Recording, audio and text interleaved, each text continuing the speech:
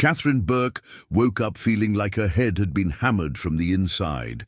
Sunlight filtered through curtains that definitely weren't hers, expensive blackout curtains she could never afford on her junior analyst salary. However, the most disturbing discovery wasn't the luxurious minimalist penthouse environment, nor the fact that she was only wearing a men's shirt that smelled of expensive and irritatingly familiar cologne. It was when she turned her face and saw Nathan Dunn sleeping beside her, his dark hair tousled and a peaceful expression that completely contrasted with the cold and calculating CEO she knew. "Oh my God," she whispered, trying to reconstruct the events of the previous night. She vaguely remembered the company party, the open bar, how Madison insisted she should let loose a little, and a heated discussion with Nathan himself about the recent layoffs. After that, everything was a whirlwind of colorful cocktails and laughter that didn't sound like hers.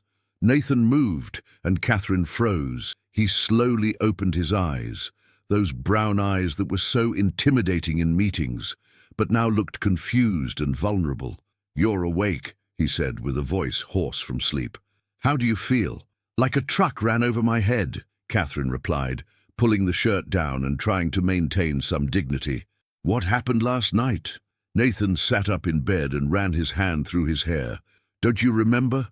"If I remembered, I wouldn't be asking," she retorted, sarcasm coming naturally even in the midst of panic. "Was I drunk?" "Very drunk," he confirmed, and something in his tone made Catherine relax a bit. "You argued with me about the company restructuring, called me a soulless capitalist, and then tripped over your own feet. I couldn't let you drive in that state, so you brought me to your house," she said, more as a statement than a question. "I tried to find out your address, but you insisted you lived where the heart is free from corporate oppression. That wasn't very helpful." Despite the embarrassing situation, Catherine almost smiled. That sounded exactly like something she would say when drunk. "And then, she gestured vaguely between them both.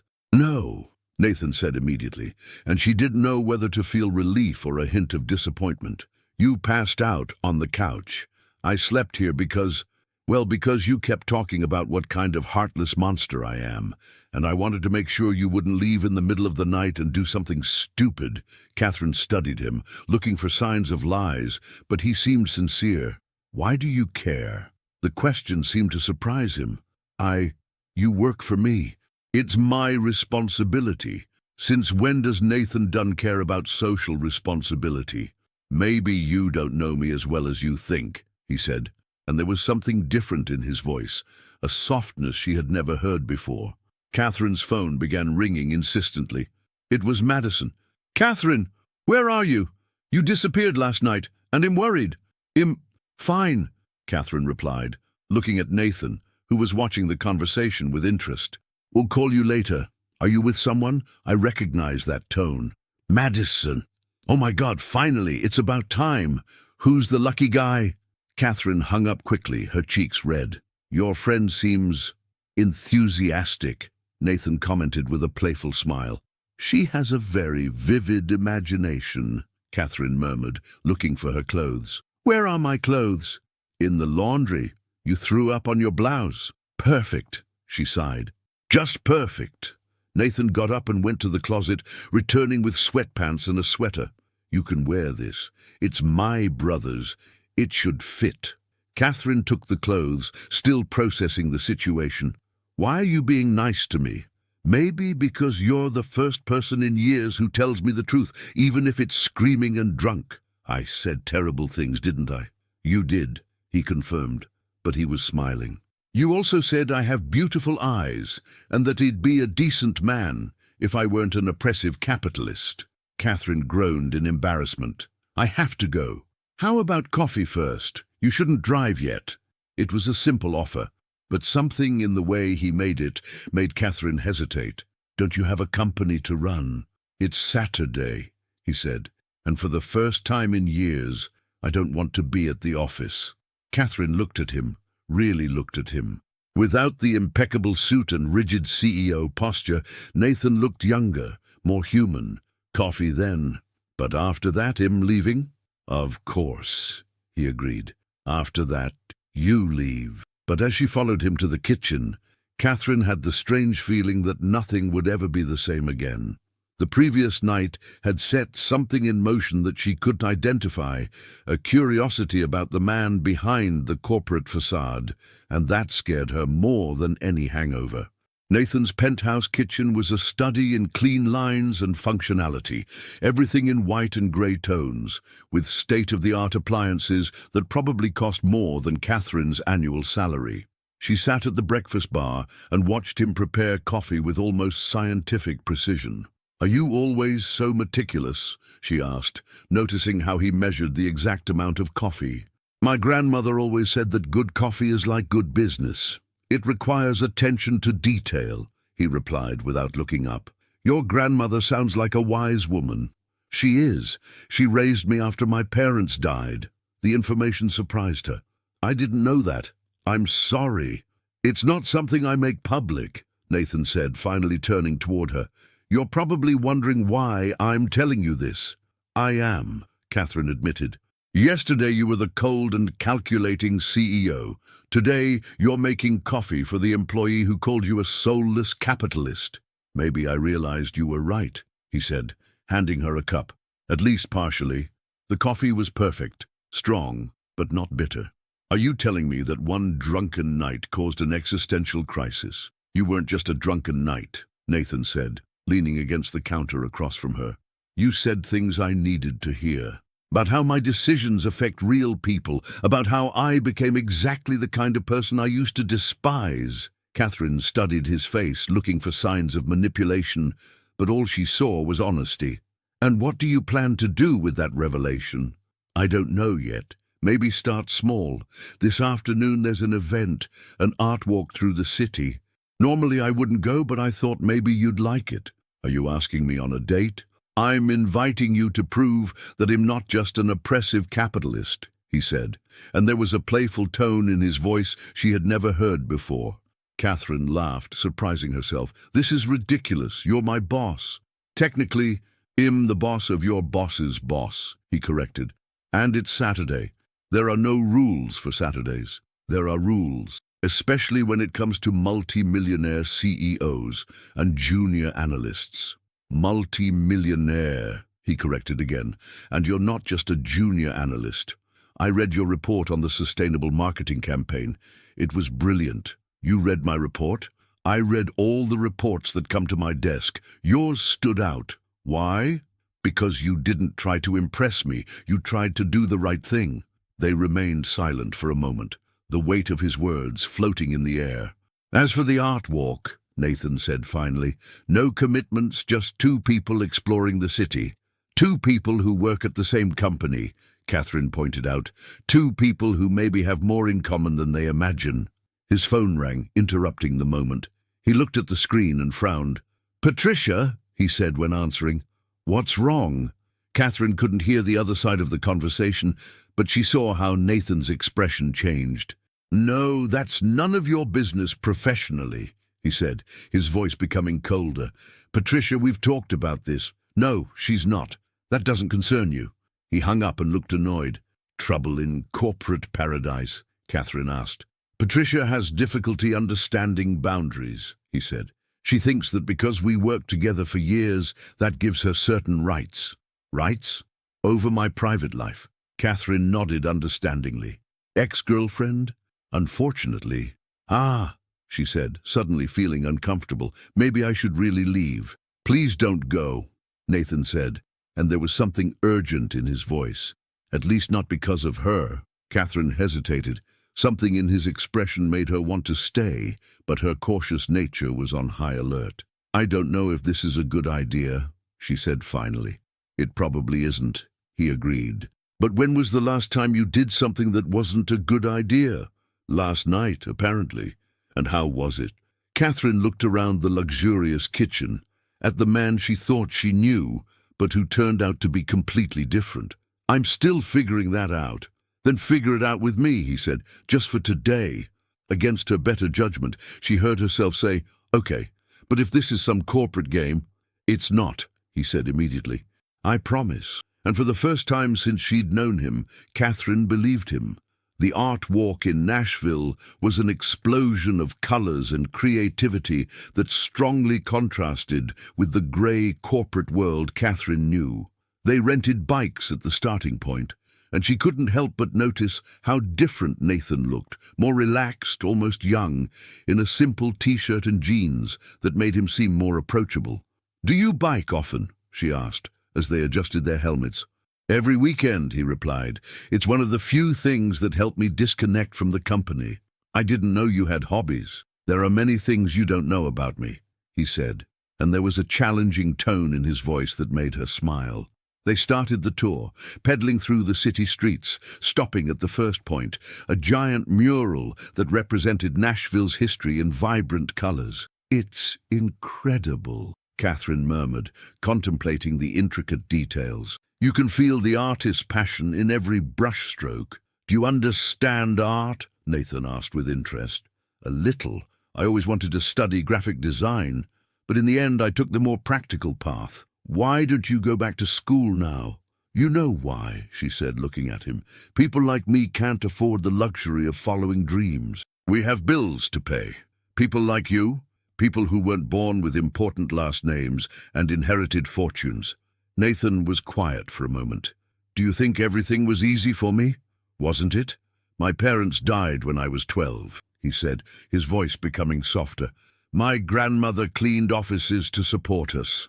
I worked from the age of 14, delivering newspapers in the mornings, helping at the supermarket in the afternoons. I got a scholarship to university but had to work nights to pay for myself." Catherine looked at him with surprise. "I didn't know that." "Of course you didn't. It's easier to hate me when you think I always had everything." "I don't hate you," she said, realizing it was true. "I hate what you represent." "And what do I represent?" "The system that crushes people like my mother, who worked 60 hours a week as a nurse and still could barely pay our bills." They continued pedaling, the silence between them tense and full of understanding. At the second point of the tour, a contemporary art gallery, Catherine stopped in front of a series of black and white photographs showing workers from different trades. "These are powerful," she said, studying the expression of a man who seemed to carry the weight of the world on his shoulders. "Yes," Nathan agreed, standing beside her. "They remind me why I founded the company. To make money. To create jobs," he corrected. "To give people the opportunities I didn't have when I was young." "And what happened? When did you stop caring?" The question hit him like a punch. "When I realized that kindness in business is seen as weakness. When I learned I had to be colder and more calculating than everyone else to survive in this world." "And did it work?" "It worked," he admitted, "but it cost me a lot." "What?" "My humanity," he said simply. They continued the tour, visiting 2 more points before arriving at the last one, a small art cafe where local musicians performed. They sat at a small table and watched a young man play guitar and sing about dreams and disappointments. "He reminds me of myself at 20, Nathan said, watching the musician. "Did you play guitar?" "I painted," he said, and Catherine almost choked on her coffee. "Graphic design, mainly. Pop art was my passion." "You're kidding." "I have a studio in the penthouse," he said. "I haven't used it in years." "Why did you stop?" "Because art doesn't pay bills," he said, repeating her words from earlier. Catherine remained quiet, processing this revelation. "Maybe we could paint together someday," she said impulsively, then blushed. "I mean, if you wanted to start again."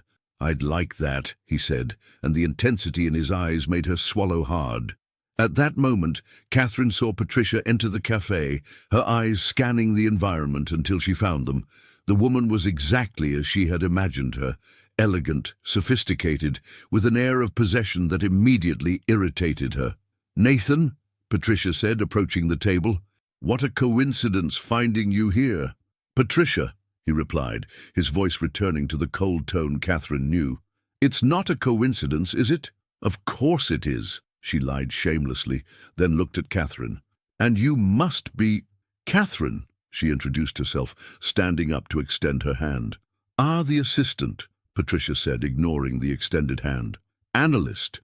Catherine corrected, feeling anger rise. Patricia, Nathan interrupted. We were having a private conversation. About work, I assume, Patricia said, sitting down uninvited. You know how dedicated Nathan is. Actually, Catherine said, finding courage she didn't know she had. We were discussing art. Nathan was telling me about his passion for pop art. Patricia's expression changed slightly. Nathan hasn't painted in years. Maybe it's time he started again, Catherine said, looking directly at Nathan. Some passions deserve to be revived. The double meaning wasn't lost on any of the three, and the tension at the table became palpable. Patricia, Nathan said finally, I need to ask you to leave. Nathan, now, he repeated, and there was something in his tone that even Patricia didn't dare challenge. After she left, Nathan turned to Catherine. I'm sorry. She's stalking me, isn't she? Probably, he admitted. Patricia has problems with boundaries. What kind of problems? The kind that can become dangerous, he said, and there was real concern in his voice. Catherine, I think you should stay away from me for a while. What? Until I resolve the situation with Patricia. She might try to hurt you. Let me understand this, Catherine said, feeling anger rise. You tell me I mean something to you, and the next moment you ask me to stay away? It's for your protection. No, she said with determination. I'm not going to be another person who runs from problems. If Patricia wants war, let her have it. Catherine, you don't understand. She has resources, connections, and I have right on my side, Catherine said. And I have you on my side, if you really mean what you said. Nathan looked at her with admiration.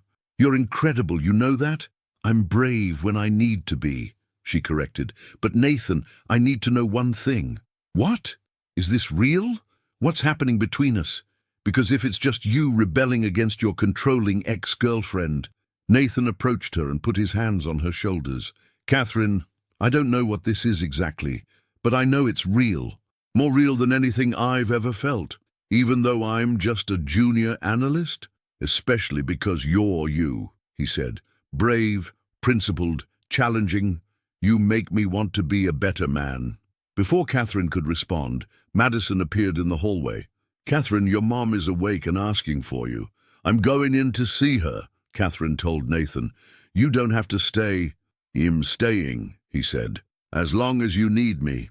While Catherine went in to see her mother, she didn't notice that Patricia was watching from a distance and making a call.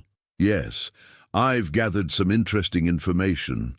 No, she won't be a problem for much longer. Mrs. Helen Burke was sitting in the hospital bed, looking small and fragile between the white sheets, but her eyes sparkled with curiosity when she saw Nathan enter with Catherine. So you're the young man who has my daughter's heart all stirred up, she said directly, making Catherine blush. Mom. Hello, Mrs. Burke, Nathan said, approaching with a sincere smile. Nathan. How are you feeling? Better, thank you. And thank you also for the medical care. Catherine told me what you did. It was nothing, he said. It was everything, Mrs. Burke corrected. My daughter has never let anyone take care of her. The fact that she accepted your help says a lot. Mom, stop, Catherine murmured, embarrassed. I'm not going to stop, Mrs. Burke said. Catherine, you've spent years building walls around your heart. If this young man managed to tear them down in 2 days, maybe you should pay attention. Nathan looked at Catherine with interest. Walls? Stories for another day, Catherine said quickly. She had her heart broken at 18, Mrs. Burke continued, ignoring her daughter's protests. A boy from college who used her to get information about a scholarship. Since then, she's never trusted men with money or power again. Mom, enough, Catherine said, but her voice was gentle. I understand, Nathan said thoughtfully. That's why you hated me before you knew me. I didn't hate you, Catherine protested. I hated what you represented. And now, Catherine looked at him, then at her smiling mother in the hospital bed.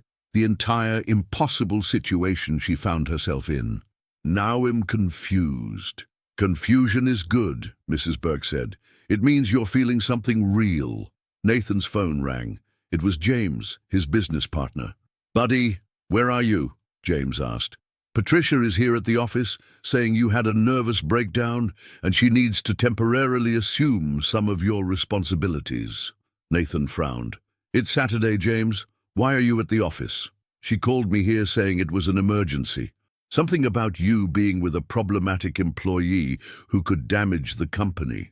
Catherine saw how Nathan's expression transformed into something dangerous. She said that? Yes, and there's more. She brought some documents that supposedly prove this employee is blackmailing you or something like that. What documents? I don't know, buddy, but she's convincing the board that you're not in a condition to make important decisions right now. Nathan stood up abruptly. I'm coming there. Nathan, Catherine said, touching his arm. What's happening? Patricia is attempting a coup, he said, anger clear in his voice. She's using our situation to question my competence as CEO. Our situation? The fact that we're together, he said. She must have photos of us today from the art walk. But we didn't do anything wrong. That doesn't matter, Nathan said. In the corporate world, appearances are more important than truth. Then go, Catherine said, though the thought hurt her. Fix this. Come with me, he said suddenly. What? Come with me. Let's face this together. Nathan, I can't leave my mum. I'll stay with her, Madison offered. Rebecca is coming too. You two go and sort out this mess. Mrs. Burke took Catherine's hand. Daughter, sometimes you have to fight for what's worth it. What if this costs me my job? Then we'll find another one, Nathan said. But we're not going to let Patricia destroy something that's just beginning. The drive to the office was tense. Nathan was obviously furious, but Catherine could also see a determination she had never seen before. Nathan, she said as they parked, are you sure? If we go in together, there's no going back. I'm sure, he said, turning to her. Catherine, I know this is crazy. We've only known each other for 2 days, but I've never felt this way about anyone. You make me want to be the man I used to be before I became cold and calculating. And if it doesn't work out, then at least we tried, he said, taking her hand. Are you with me? Catherine took a deep breath. I'm with you. They entered the building together and went up to the top floor where the boardroom was located. Voices could be heard through the closed door. Obviously not in a condition to make rational decisions, Patricia's voice echoed. Look at these photos. He spent all day with a subordinate employee, ignoring his responsibilities. Nathan opened the door without knocking and entered with Catherine at his side. The room immediately fell silent. Patricia, he said, his voice cutting like ice. What an interesting meeting. Nathan, she said, quickly composing herself. Good that you came. We were worried. I'm sure you were, he said sarcastically. Gentlemen, he addressed the 5 board members present, I'd like to introduce you to Catherine Burke, our marketing analyst, and the woman who made me realize that our company had strayed from its path. Nathan, one of the board members said uncomfortably, maybe we should talk privately. No, Nathan said firmly. Patricia decided to make this public, so we'll handle it publicly. He turned to Patricia. You want to question my competence? Then let's talk about competence. When was the last time you were at one of our hotel facilities? When was the last time you spoke with an employee who wasn't from senior management? That's not relevant. It's highly relevant, Nathan interrupted. Because while you've been sitting in your office planning how to manipulate me, I've discovered that our company has become exactly the kind of corporation that destroys local communities. You're being dramatic. I'm being honest, he said. Something you don't know. Catherine watched the scene, impressed by Nathan's transformation. This was the CEO she could respect, decisive, but fair. And as for you, Miss Burke, another board member said, what interest do you have in this situation? Interest in working for a company that values its employees and the communities where it operates, Catherine said, surprising herself with the firmness in her voice. And interest in supporting a CEO who's willing to admit when he's been wrong and try to correct it. She's obviously influencing your decisions, Patricia said desperately. She's helping me make better decisions, Nathan corrected. There's a difference. Gentlemen, he addressed the board again, you hired me to run this company because you trusted my judgment. My judgment tells me that Patricia Hoffman no longer serves the interests of this organization. Nathan, you can't. I can, and I do, he said. Patricia, you're fired. The silence in the room was deafening. You won't let him do this, Patricia said, looking at the board. Actually, the board chairman said after exchanging glances with the other members, I think Nathan is right. Your behavior today was inappropriate. Patricia looked around the room, realizing she had lost. This isn't over, she said, grabbing her bag.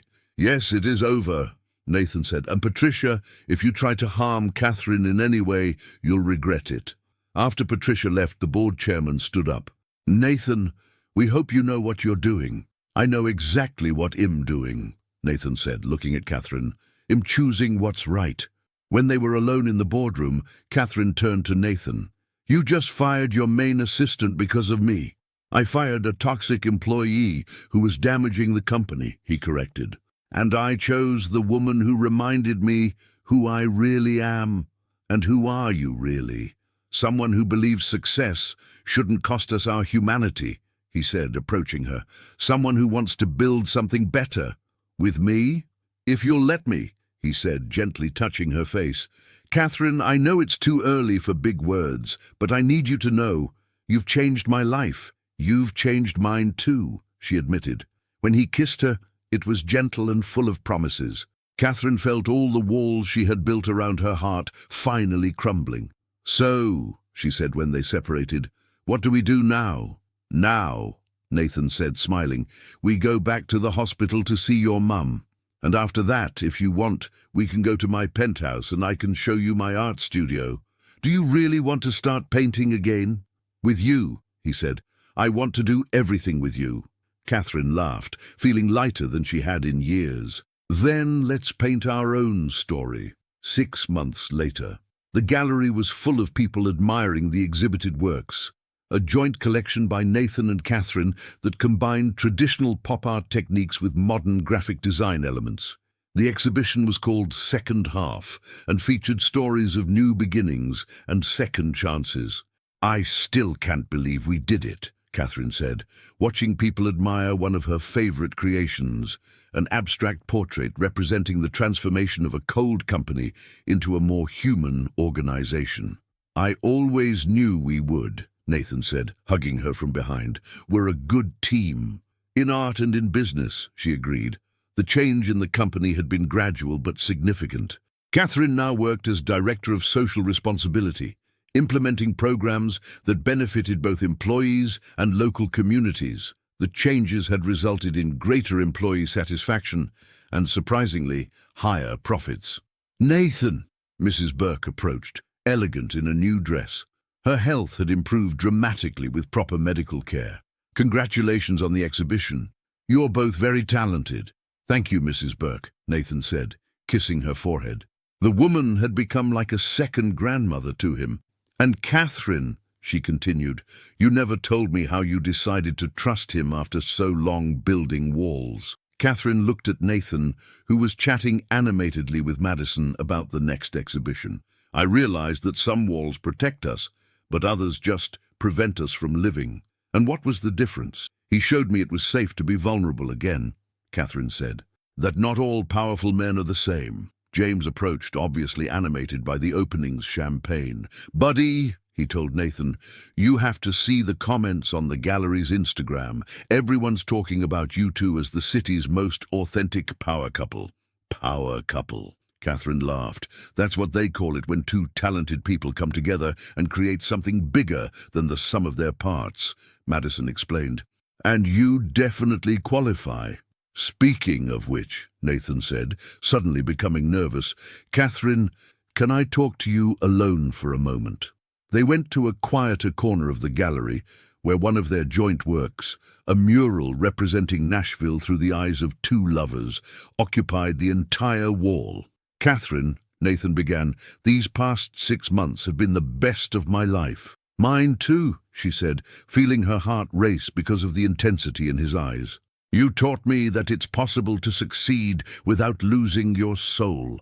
You taught me that true love isn't about possession or control, but about growing together. Nathan, let me finish, he said, smiling nervously. I know we've only been together for 6 months, but when you know, you know. He knelt right there, in front of their mural, and pulled a small velvet box from his pocket. Catherine Burke, will you marry me? The ring was perfect, simple, elegant, with a diamond that caught the light like a promise of a bright future. Catherine looked at him, the man who had started as her hated CEO and had become her best friend, art partner, and the love of her life. Yes, she said as tears blurred her vision. Yes, I will. The entire gallery exploded in applause as Nathan kissed her, and Catherine realized that sometimes the best stories begin in the most unexpected way, with a drunken night, a confusing morning, and the courage to see beyond first impressions. I love you, Nathan murmured against her lips. I love you too, she replied. My favorite CEO. Your only CEO, he corrected, laughing. Forever, she promised. And as they kissed again, surrounded by their artwork and the people they loved, Catherine knew she had finally found her place in the world, not as the junior analyst who had to prove her worth, but as a complete woman who had chosen to share her life with someone who saw her exactly as she was, perfect in her imperfection. Grandma Amelia, who had come especially for the exhibition, watched the scene with tears in her eyes. Finally, she murmured to Mrs. Burke, my grandson found someone who loves him for what he is, not for what he has. And my daughter found someone who challenges her to be even better, Mrs. Burke replied. The future stretched before them, full of possibilities. More art exhibitions, trips around the world, maybe children running through the hallways of the penthouse that Catherine had helped make warmer and cozier. But for now, in this perfect moment, surrounded by art and love, they had everything they needed, each other, and the certainty that sometimes it's worth waking up in a stranger's bed, especially when that stranger turns out to be exactly the person you've been waiting for your whole life. Epilogue, 2 years later. The baby's room was painted in soft pastel tones, with small murals that Catherine and Nathan had created together, a perfect blend of his artistic style and her graphic design. Catherine was sitting in the rocking chair, cradling their 3-month-old daughter, Mary, while looking out the large window toward Nashville. She has your eyes, Nathan said, entering with 2 cups of coffee. He had learned to make it exactly how Catherine liked it. And your stubbornness, Catherine replied, smiling. She refuses to sleep unless Daddy sings to her. That's because she has good taste, he said, sitting on the arm of the chair. How was your day at the office? Productive. The new sustainability program is going better than expected. We already have 3 more companies in Nashville wanting to adopt our model. And your article on ethical leadership? It's being published next week in the business magazine, Catherine said proudly. Who would have thought that a former junior analyst would be quoted as an expert in business ethics? I did, Nathan said simply. I knew it from day one. Baby Mary yawned and closed her eyes, finally ready to sleep. Catherine carefully placed her in her crib and followed Nathan to the living room. The penthouse had changed a lot in the past 2 years. Where once there had been cold lines and minimalism, now there was a warm home with family photos, Catherine's books everywhere, and of course their joint artwork on the walls. Do you remember the day you first woke up here? Nathan asked, pulling her onto the couch. How could I forget? Catherine laughed. I thought my life was over. Instead, it had just begun. Our life had just begun, she corrected, snuggling against him. Do you ever regret anything? Only that it took me so long to realize what really matters, he said, kissing her forehead.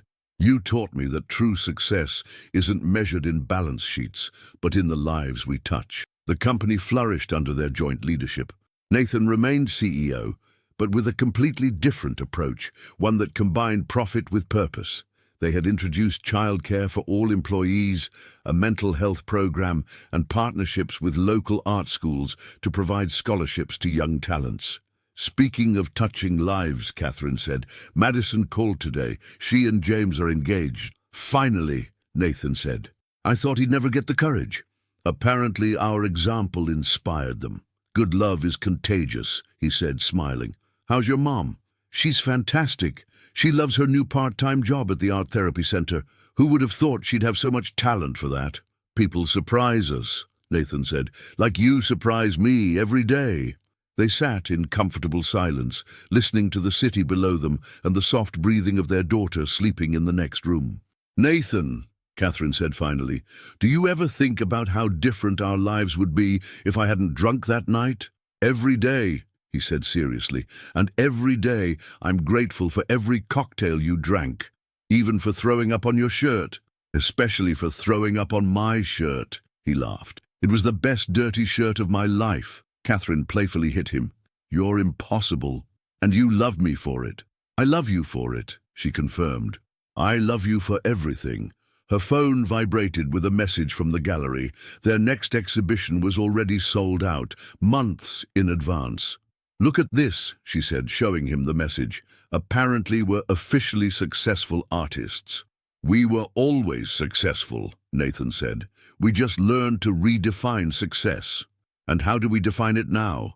This, he said, gesturing around, the warm home, the sleeping daughter, the woman in his arms. This is success. Catherine smiled and looked at the photo on the side table, both of them on their wedding day, laughing in front of one of their murals, surrounded by family and friends. It had been a perfect day, small and intimate, exactly as they had wanted it. You know what's the best thing about our story? She asked. What? It's not over yet. No, Nathan agreed, kissing her softly. It's just beginning. And as they kissed, with their daughter sleeping peacefully in her room and the city of Nashville stretching out below them, Catherine knew that some fairy tales do come true. They just don't always begin the way you expect. Sometimes they begin with a hangover, a confusing morning, and the courage to see beyond prejudices. Sometimes they begin by learning that the best people are often hidden behind the most unlikely facades. And sometimes, just sometimes, it's worth waking up in a stranger's bed, especially when that stranger turns out to be the love of your life. I love you, Mrs. Dunn, Nathan murmured against her lips. I love you too, Mr. Dunn, she replied, forever and always. And in the distance, in her small room, baby Mary sighed contentedly in her sleep, as if she knew she had been born into a true love story, one that began with a drunken mistake and led to a beautiful life.